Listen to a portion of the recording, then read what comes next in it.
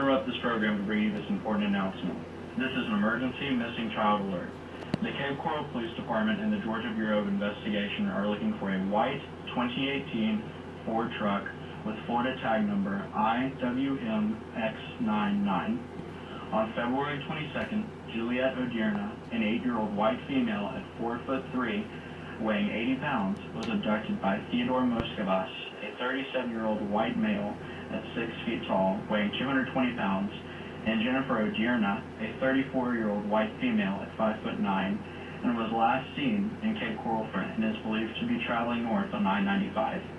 If you have any information on the whereabouts of Juliet Odierna or the white 2018 Ford truck with Florida tag number IWMX99, please dial 911.